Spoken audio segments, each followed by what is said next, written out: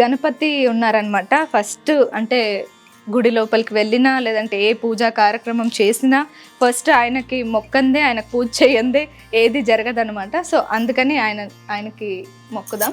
ఆయనను ఫస్టే పెట్టారు ముందే. ఇక్కడ హ్యాపీగా వాటిని ఏమంటారు, వాటిలో వాటర్ వేసి పూలు కూడా పెట్టారు. ఇక్కడ రోజుకు ఒక ముగ్గేస్తారంట, ఇక్కడో అక్కడో విన్నాను నేను. సో ఇక్కడ చూస్తే వీళ్ళు మంచిగా తోరణాలు కడుతున్నారు. ఉగాది శుభాకాంక్షలు అని చెప్పేసి మన చిన్న చిన్న పిల్లలు, పెద్ద పెద్ద పిల్లలు కూడా కలిసి ముగ్గులు వేస్తున్నారు.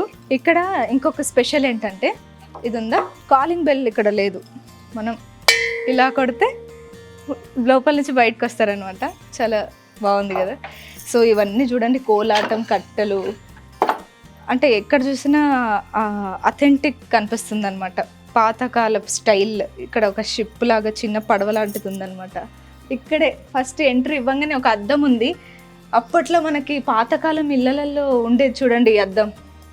ఇది కూడా పాతకాలం కిటికీ అలా పెట్టారు. సో ఆయన ఎవరో నాకు తెలీదు, కాకపోతే బాగుంది.